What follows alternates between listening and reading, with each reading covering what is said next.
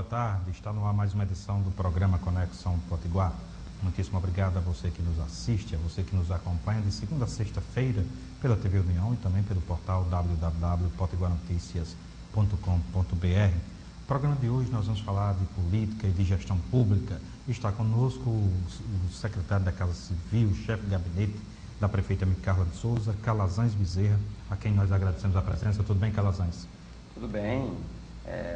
Nós que agradecemos a oportunidade de estar aqui para falar sobre as coisas de interesse da cidade, de interesse dos natalenses, das pessoas que aqui vivem, né? E nós, como pessoas públicas trabalhando no serviço público, nós entendemos que as informações, os esclarecimentos sempre são muito bem-vindos para que a sociedade tome conhecimento do que está sendo feito por nossa cidade. Vamos começar conversando sobre o plano de cargo. Foi bastante polêmico essa questão do plano de cargo. Disseram, houve denúncia de que que a população, os servidores poderiam sair perdendo. Onde foi que foi construído já foi resolvida essa questão ou ainda há debate entre a gestão pública e os servidores municipais? Debate ainda há e sempre vai haver. É interessante que o debate entre os servidores do município e a própria municipalidade possa acontecer de forma permanente. Esse plano, depois de 18 anos que os servidores do município não tinham um plano de cargos, carreiras e vencimentos, a prefeita chamou uma comissão e determinou que se elaborasse uma proposta de plano em conjunto com os sindicatos.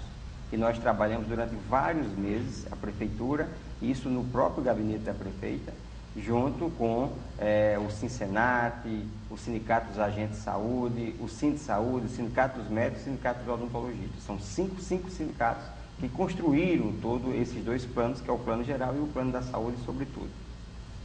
Depois dessa construção toda, a prefeita, conforme cronograma acordado com os servidores, mandou o plano para a Câmara no último dia 10 de agosto, e lá chegando, alguns sindicatos questionaram alguns pontos que estavam no plano, alguns itens de redação que precisava sofrer alguns ajustes, nós entendemos isso, inclusive, até já estamos concluindo esses ajustes, em conjunto com os próprios sindicatos. Mas os sindicatos apresentaram uma nova rodada de demandas que a prefeitura já não tinha condições de atender. Portanto, o plano é um grande benefício para os servidores do município, depois de mais de 18 anos, e incorpora à folha de pagamento mais de 5 milhões de reais de investimentos no servidor. Ou seja, a prefeitura está deixando de fazer alguns investimentos em infraestrutura, alguns investimentos na cidade, para investir no servidor, por entender ser fundamental, ser muito importante, para que esse conjunto de servidores possam prestar um serviço cada vez melhor à população. Lamentavelmente, houve alguns equívocos, houve alguns exageros por parte de alguns sindicatos, mas eles perceberam que realmente o bom mesmo para o servidor é o plano do jeito que a prefeitura propôs e construiu com eles, e agora nós estamos na expectativa de, já na próxima semana, a Câmara poder votar e, a partir daí, já começar a implantação imediata desse grande benefício histórico para os servidores do município de Natal. Uma outra questão que ocupou as páginas foi em relação à Operação Curupira, né, que é inclusive de uma secretaria que o senhor já passou por lá, hoje é o Olegário Passo. O que o senhor tem a comentar sobre isso? Eu fico muito feliz em saber que essa operação do Ministério Público, ela realmente está dando em alguma coisa. Durante muito tempo se fala em nosso país que todas as investigações, as coisas dão em pizza, mas essa investigação da chamada Operação Curupira, sem dúvida, foi um trabalho exemplar realizado pelo Ministério Público. O Ministério Público do Rio Grande do Norte está de parabéns por ter feito esse trabalho. Todas essas irregularidades da CEMURB, elas começaram, na realidade, a partir de uma iniciativa do Ministério Público, que é o processo número 115, de 2004. Desde 2004 que o Ministério Público vem investigando as irregularidades, e são muitas na CEMURB. E aí, quando essa atual gestão assumiu, em 2009, a prefeita Carla me pediu para ir até o Ministério Público, e na primeira semana em que eu estava na CEMURB, eu fui até o Ministério Público, e a gente se colocou totalmente à disposição para contribuir com as investigações que nós sabíamos que já estavam em curso. E aí foi justamente através das provas, através dos elementos, dos processos, das pessoas que foram, inclusive, testemunhar, tudo isso facilitado pela atual gestão, foi que contribuiu com esse trabalho exemplar do Ministério Público, um trabalho de inteligência, de investigação, né? Só assim pôde-se chegar a esse resultado. Tem inclusive gente presa, né? Tem três servidores que comprovadamente estavam envolvidos com muitas ilegalidades, com irregularidades, com corrupção, né? E ao todo são 28 pessoas que estão sendo investigadas, né? E durante todo esse tempo, a atual gestão do município deu toda a contribuição, todo o apoio que o Ministério Público precisava, mas a gente não poderia falar absolutamente nada, porque a pedido do Ministério Público, que conduziu muito bem toda a investigação, era preciso ter silêncio absoluto para a ação ter um resultado esperado. E realmente nós estamos vendo aí, talvez uma das poucas vezes onde a gente vê que a impunidade não vai prevalecer. Na realidade, o que existia era isso, as pessoas tinham a certeza da impunidade e terminavam fazendo corrupção, né? Então isso foi exemplar o que aconteceu na CEMURB e eu sinto orgulho de participar dessa gestão e por ter dado uma contribuição significativa para que o Ministério Público pudesse dar continuidade a esse trabalho exemplar. Mas isso já não está concluído ainda? Não está concluído, eu acredito que muita coisa ainda virá por aí, né? A atual gestão continua à disposição do que precisar para o Ministério Público, para que a gente possa limpar definitivamente essa chaga, né, da corrupção, né, que ainda existe no serviço público. O senhor falou que começa de 2004. A prefeita Micaela de Souza, a maioria, quase todas as dificuldades, ela costuma apontar para trás, que não, é coisa da gestão passada.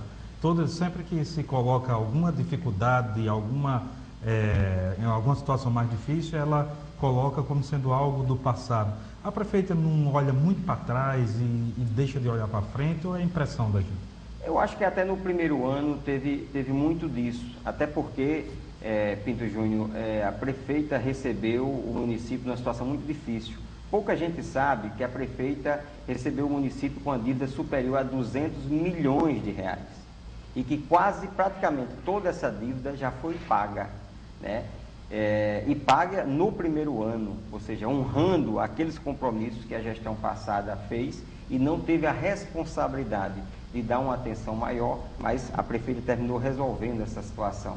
Então isso, na realidade, causou muita dificuldade, e dificuldade que se arrasta até hoje em função de, associado a isso, nós perdemos, ao longo do ano passado para cá, perdemos recursos do Fundo de Participação dos Municípios, que reduziu muito, recursos do ICMS do Estado, recursos de uma ação que foi feita pelo município de Boa Vista, no norte, que aí o governo federal redividiu o bolo das capitais para poder atender Boa Vista, tirou mais 1,6 milhão de Natal, perdendo recursos da chamada Lei Valber Júnior, que foi uma lei aprovada o ano passado, que retira dinheiro das 4, 5 maiores cidades para botar para as cidades menores.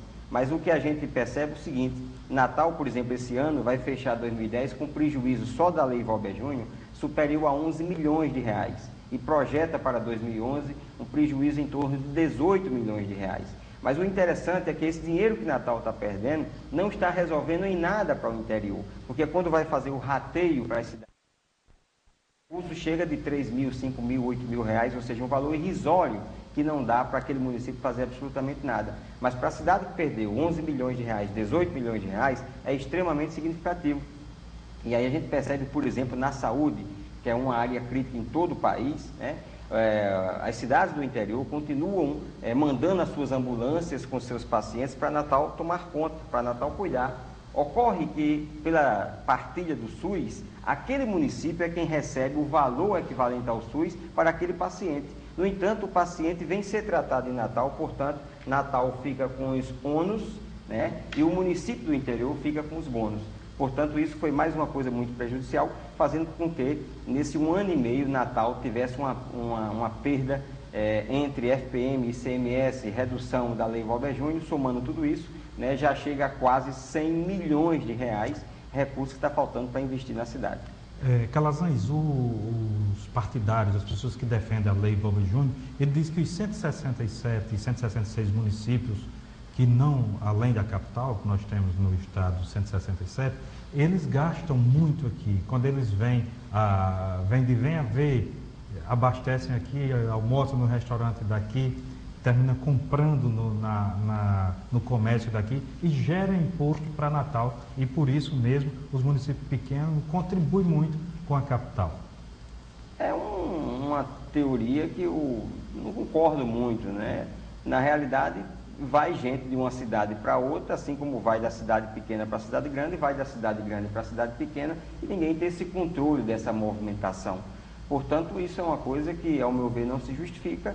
E o mais interessante é que não resolveu nada, não resolveu o problema do interior, mas agravou a situação financeira da capital, que termina tendo que dar assistência complementar, né, a todas as pessoas advindas do interior, seja na educação, na saúde, na segurança, tudo isso, né? A pessoa pode até vir gastar o dinheiro aqui, mas o município precisa ter estrutura para poder dar condições dessa pessoa, né, transitar na cidade, aumenta o fluxo de trânsito, etc. e tal. Portanto, eu acho que essa teoria não se justifica e acho que foi um erro muito grande, né, a Assembleia Legislativa ter aprovado essa lei. A questão da greve dos médicos, ficaram resolvido ou ainda tem pendências? Não, foi completamente resolvido. Na realidade, a grande maioria dos médicos não estavam em greve.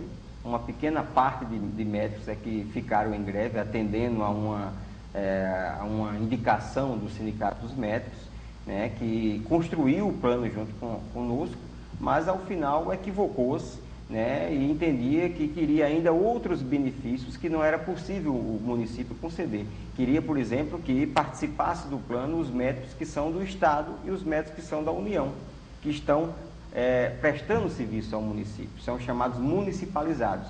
E esses não podem participar do PCCV, do Plano de Cargos, Carreiras e Salários do município, uma vez que eles não são servidores do município, eles estão emprestados ao município e a qualquer momento, inclusive, podem até sair, podem até se retirar. Então, não foi possível atender isso, o sindicato sabia disso, mas, no entanto, insistiu com a greve. Eu acho que houve uma intransigência naquele momento por parte da direção do sindicato, mas o mais importante é que, ao final, esta semana que passou, o sindicato reconheceu que o plano era excelente. Natal, que passa, os médicos do município de Natal, serão um dos mais bem pagos do país, a partir já agora do próximo ano. Portanto, um benefício nunca visto antes, sem falar nos outros benefícios que o plano concede, como facilidade, garantias da aposentadoria, benefício de uma data base estabelecida.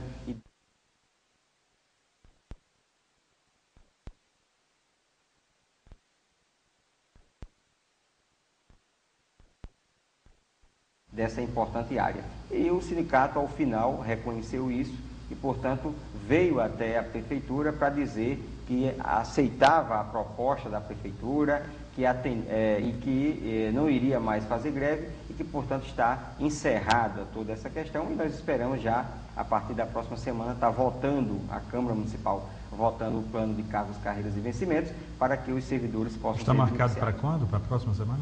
E aí depende da lógica da Câmara, né? O pedido, o que nós estamos fazendo ver, sobretudo aos vereadores que fazem parte da base de apoio e sustentação à prefeita, que essa votação precisa ser o quanto antes, porque se passar do dia 10 de outubro, os benefícios iniciais do plano, que já podem ser desde já, eles não poderão mais ser em outubro, que é quando fecha a folha de pagamento, por volta do dia 10, dia 12. Portanto, para que a gente tenha o benefício no mês de outubro, é preciso que esse plano seja votado no máximo até o dia 10, do contrário, só a partir de novembro. E ainda mais que agora, no final do ano, nós teremos as discussões e votação do orçamento de 2011, que vai ocupar muitos parlamentares. Então, é estratégico, é importante para os servidores que o PCCV da saúde e o PCCV do plano geral, além das leis das gratificações, possam ser votados agora, né, no máximo até o dia 10 de outubro. Uma outra questão que ficou da gestão passada, mas ainda em aberto, é a construção de um prédio na via costeira, de um hotel, que me parece que tem um andar a mais, tem uma irregularidade. Esse debate faz parte da agenda da prefeita, Micaela de Souza? Aquele prédio vai ser concluído, não vai ser concluído?